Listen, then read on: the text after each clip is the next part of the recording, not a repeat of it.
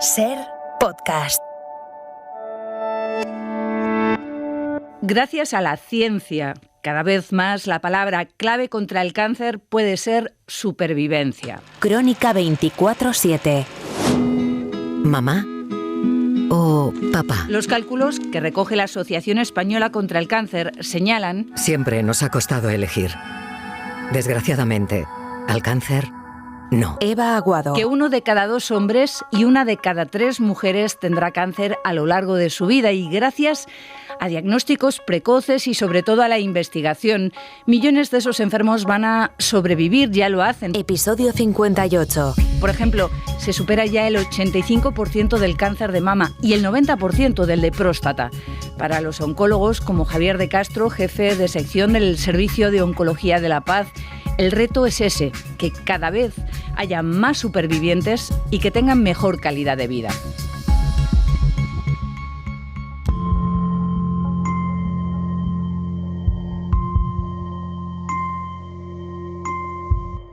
Ciencia, la carrera de fondo contra el cáncer. Hoy vamos a intentar explicar 2 terapias contra el cáncer, la inmunoterapia y la terapia dirigida. Por Teresa Rubio. Y la inmunoterapia y la terapia dirigida nos han llevado a el concepto de largo superviviente. Si antes, por desgracia, un paciente no superaba, como en ciertas patologías, como puede ser el cáncer de pulmón o el melanoma metastásico, el año o los 2 años de vida, ahora podemos controlar el cáncer del paciente durante más de 5 años. ¿Están curados?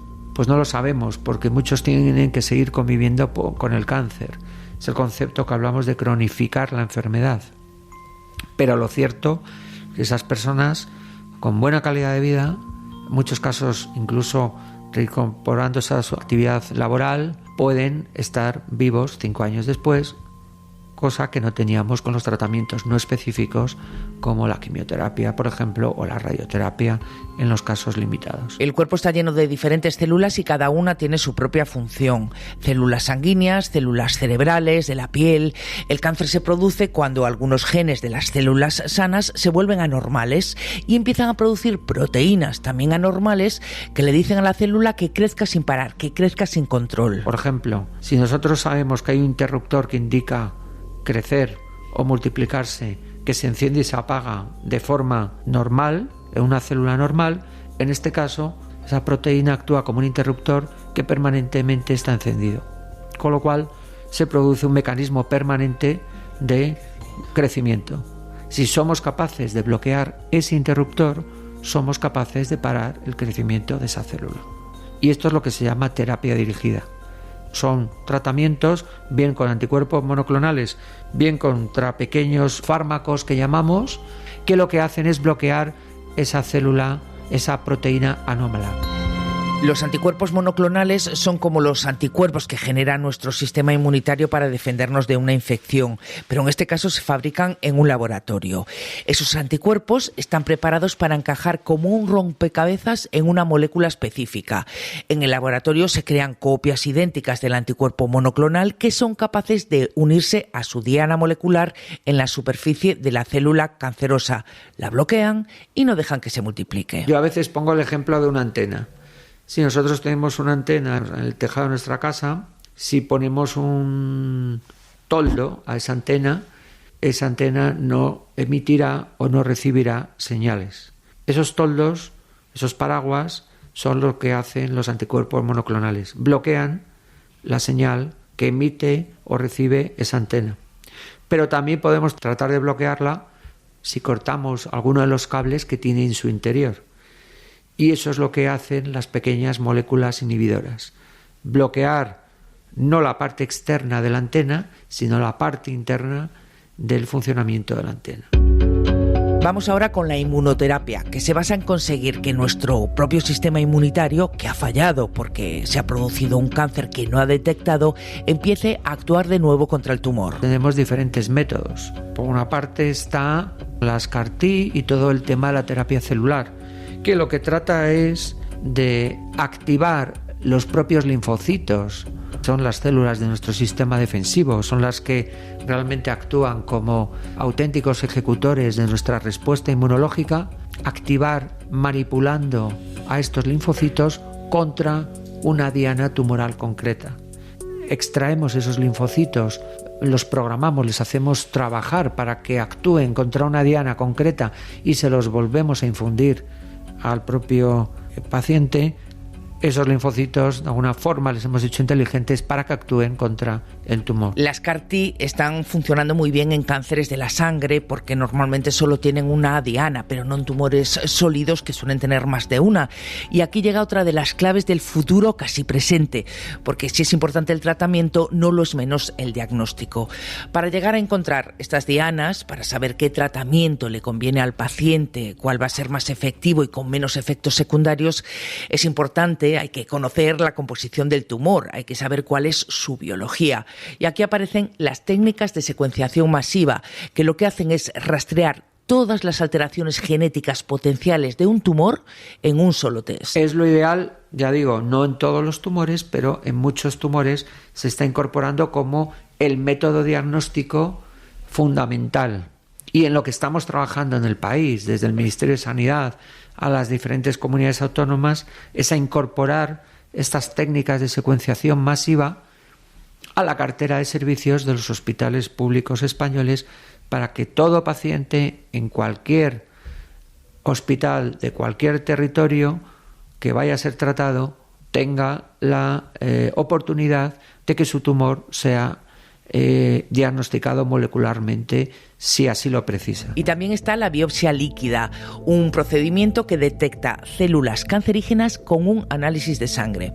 Es decir, se evita la biopsia del tejido, que es la que se usa tradicionalmente para saber el tumor que tenemos y el subtipo al que pertenece antes de ponernos el tratamiento más adecuado. No todos los casos se puede hacer, porque solo aquellos tumores, sobre todo los avanzados, donde el tumor puede liberar al torrente circulatorio restos tumorales, células tumorales, vamos a ser capaces de identificar si hay trazas de posibles alteraciones genéticas tumorales. Y esto hace que podamos, incluso en pacientes operados, sabemos si han quedado células tumorales después de la cirugía. También se abre la posibilidad de implementar la biopsia líquida como un cribado más. Con una analítica podremos saber en un futuro si existe en nuestro cuerpo alguna célula cancerígena. Y termino con las vacunas de ARN mensajero, las que conocimos con el COVID. Si se pudieron fabricar tan rápido es porque el sistema ya se estaba ensayando precisamente para desarrollar una vacuna contra el cáncer.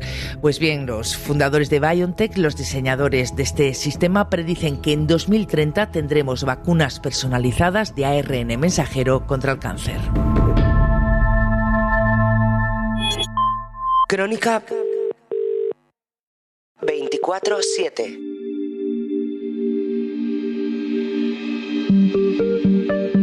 La crónica política de Estados Unidos esta semana se escribe con el nombre de George Santos, el congresista republicano de 34 años,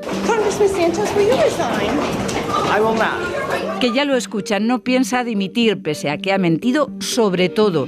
Es mentira que trabajara en Wall Street, que estudiara en la Universidad de Nueva York, que fuera familia de judíos refugiados de la Segunda Guerra Mundial o que su madre estuviera en las Torres Gemelas en el 11S.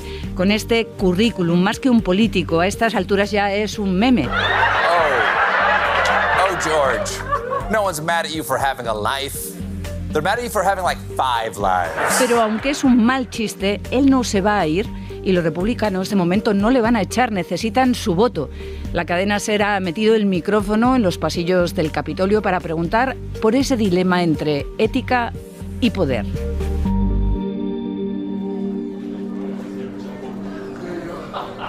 Santos, el republicano que miente más que Trump. Hace un mes que el republicano Kevin McCarthy tomó posesión como presidente de la Cámara de Representantes. Por Sara Canals. Con su elección, el Congreso ha vuelto a retomar la actividad, así que nos vamos hacia allí, a ver qué ambiente se respira.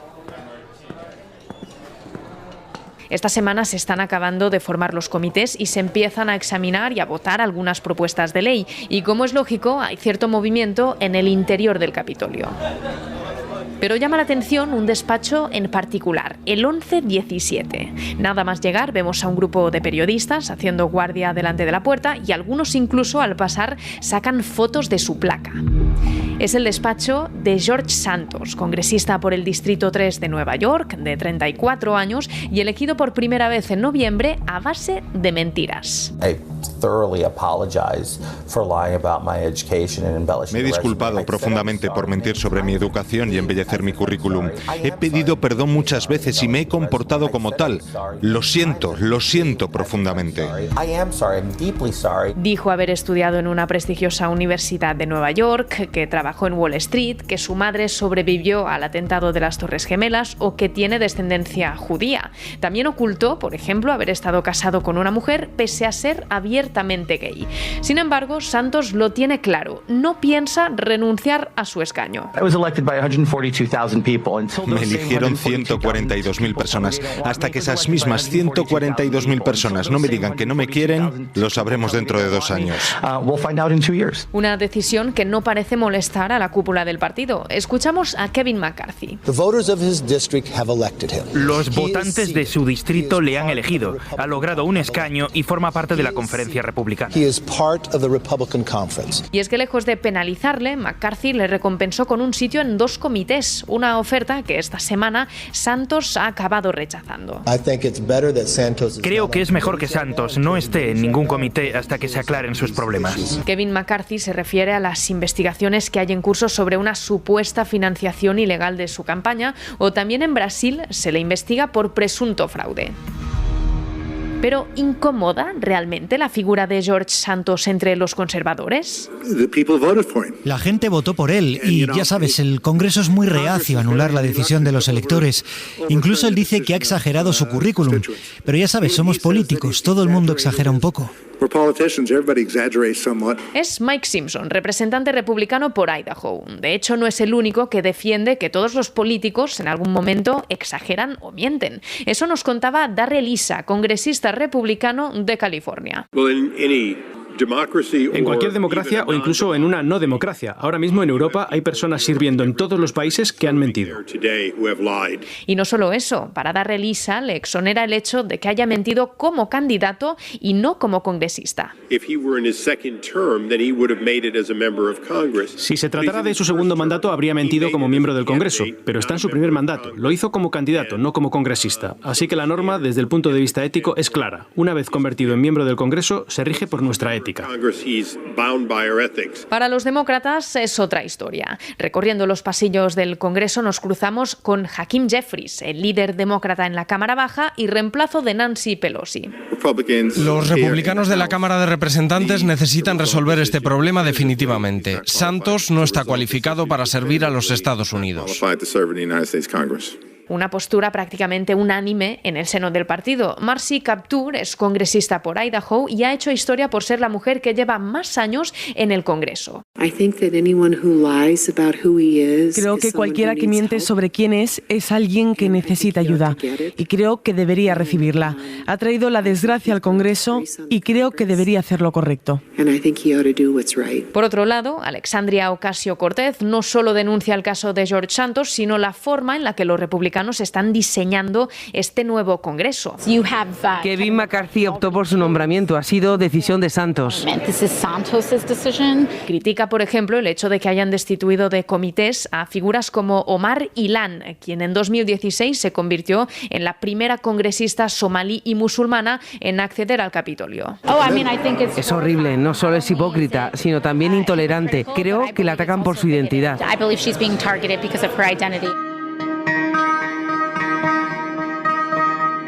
Pero el caso George Santos es más que un escándalo. Según analistas políticos como Casey Burgat, profesor en la George Washington University, refleja la fragmentación que hay en el partido. Cada vez hay más adeptos en el ala pro-Trump del partido, el ala más conservadora y extrema. Esas personas están ganando cargos y están dando voz a muchas posturas trumpistas. Al mismo tiempo, hay un ala más moderada que trata de ser la voz de la razón, los que creen que el partido tiene futuro sin adoptar necesariamente políticas extremas. Y están luchando, ahora mismo. Una lucha que los más extremos empezaron ganando al condicionar la elección de Kevin McCarthy a la presidencia de la Cámara. Todo esto es una cuestión de votos. Votos que necesita el portavoz, necesita 4 votos para tener mayoría. Uno es el de George Santos y seguirá contando con él, no lo cesará. Escuchamos a Susan Del Percio, analista política en NBC News y afiliada del Partido Republicano, aunque es muy crítica con los suyos desde que Donald Trump irrumpió en el partido. Renunciaron a la ética tras elegir a Donald Trump. Es mentiroso. Han decidido que el poder y ganar es más importante que la gobernanza y la integridad. Yo sí creo en la gobernabilidad. Por eso denuncio a las personas de mi partido que no lo hacen. Una integridad en peligro y un partido muy fragmentado que tiene ahora 2 años por delante para redefinir su identidad cerca o lejos de la mentira. Crónica 24/7.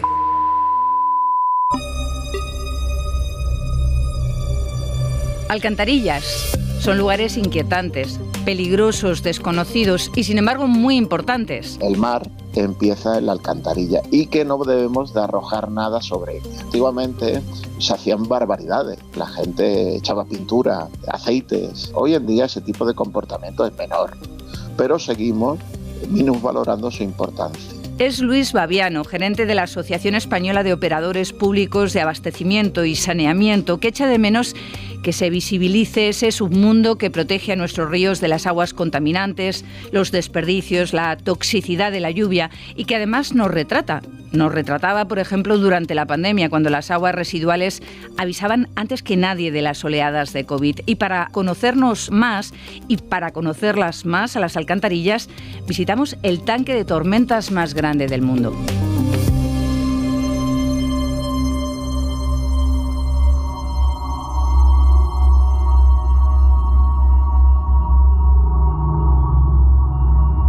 El mar empieza en las alcantarillas.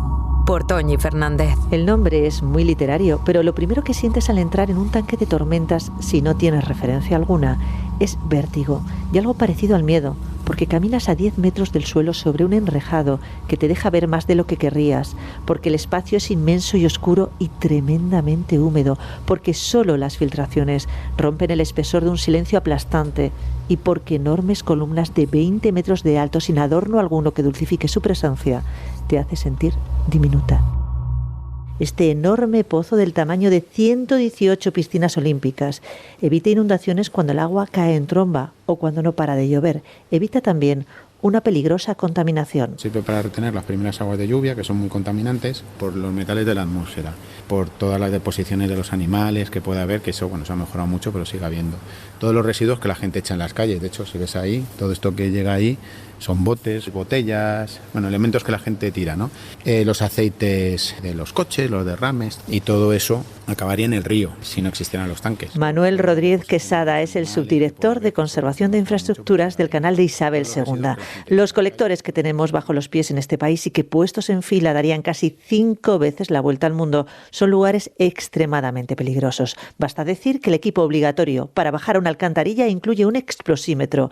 En este lugar se acumulan gases, algunos letales. Debajo del fango se puede acumular gases que aparentemente si tú no mueves ese fango no hay problema, no lo hueles. En el momento que lo pisas o lo mueves, esa balsa de gas sale y te puede afectar.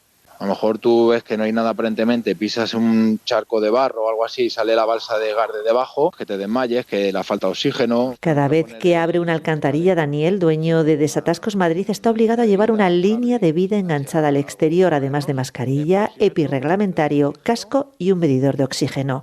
El olor es insoportable, el paisaje a veces sorprendente. Prácticamente te digo que los colectores grandes debajo de la ciudad, yo he entrado con un camión por ahí para limpiar. En la ciudad, pero por abajo, y ahí hay desde ratas que parecen perros, he visto carritos de bebé, he visto de todo. Dentro de los colectores grandes, de todo. Bicicletas, edificios que hemos ido, que ha habido redadas anteriormente, hemos encontrado drogas, ropa interior intacta.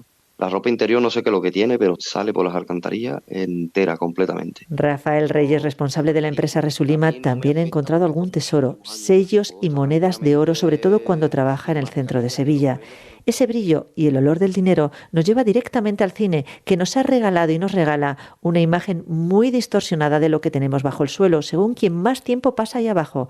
4 horas al día como mínimo, según la policía de subsuelo. El cine es que los monólogos lo soportan todo. Cuando tú hablas y el otro no responde, te lo tragas todo. Entonces el cine tiene una visión muy peculiar de lo que hay en el subsuelo y cómo está esto configurado. No hay película americana en la que los malos no escapen a través del subsuelo sin ningún escrúpulo. Porque lo que tenemos en el subsuelo son aguas residuales. Cuando te metes en aguas residuales puede haber presencia de gases tóxicos o falta de oxígeno o atmósferas explosivas. Te ves expuesto a unos riesgos que si no los tienes controlados puede suponer que no salgas de donde te has metido. Por eso aquellos butrones que tanto guión han alimentado y que dieron origen a esta unidad policial apenas existen ya. Las alcantarillas son a la vez termómetros. El agua que corre por sus colectores va dopada de todos nuestros tratamientos contra las infecciones, la ansiedad, la tos. El uso, más bien abuso, de los antibióticos ha disparado también las alertas en el subsuelo porque ni siquiera las depuradoras son capaces de hacerlos desaparecer. Hemos encontrado monstruos bacterianos, ¿no? Haciendo análisis de estos lodos de las depuradoras, hemos encontrado bacterias que tienen un montón de genes de resistencia a antibióticos y que son potencialmente muy peligrosas. Esos monstruos de los que nos habla la microbióloga Margarita Poza desde A Coruña están ahí, pero podrían extenderse. Por el sumidero de nuestros desechos se van los virus, pero también nuestras penas, nuestros desequilibrios, nuestras mentes cuando están enfermas. A mí me parece un sistema fantástico, ¿no? Porque en el hospital puede ser que no encuentres ningún caso durante años, pero de repente si tú notas una subida en aguas residuales, pues ahí está, ¿no? La alerta temprana, que para eso es para lo que sirven sobre todo, ¿no? El análisis del agua residual puede detectar la infección de un solo individuo mucho antes de que llegue al hospital. El estudio de las alcantarillas es complementario al sistema de salud. El agua residual nos informa del tipo de medicamento que estamos consumiendo y el impacto que eso tiene. El agua, al fin y al cabo, es una buena lupa de lo que es la sociedad. Es fundamental que mimemos la alcantarilla y que le demos la importancia que hoy en día no tiene. Con hasta 3 semanas de antelación nos avisan de lo que está por venir y de ahí el mimo que pide Luis Baviano, responsable de una iniciativa que busca una gestión integral del agua. Y hay más.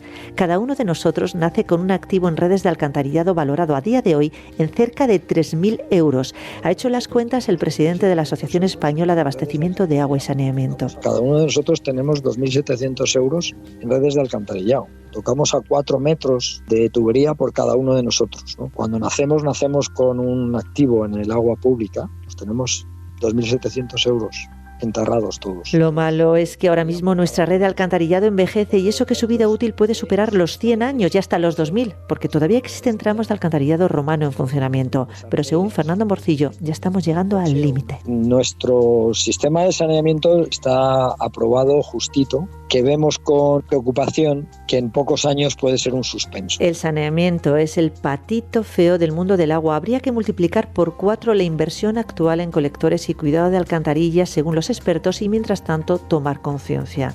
Los alumnos de algunos colegios en este país ya están adoptando alcantarillas. Colocan una placa de dorado latón a su lado con la leyenda "Aquí empieza el mar", porque es poético, porque es verdad. Crónica 24/7.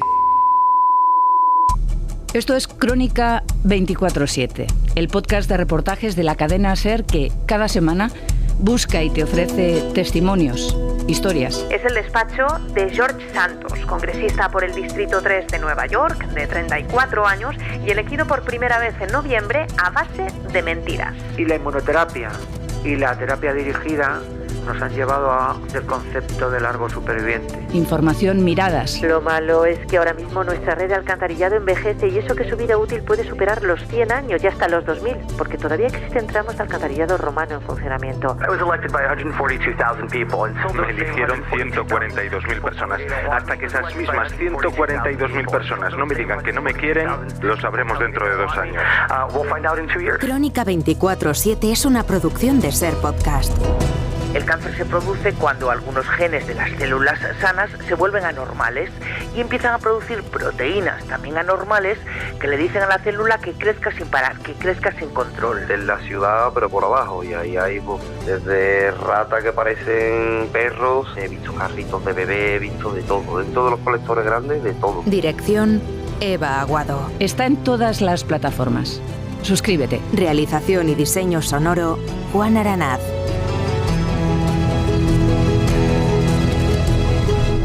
Disponible los sábados a las 10 de la mañana en la aplicación y la web de la cadena SER y en las principales plataformas. Cadena SER. La radio.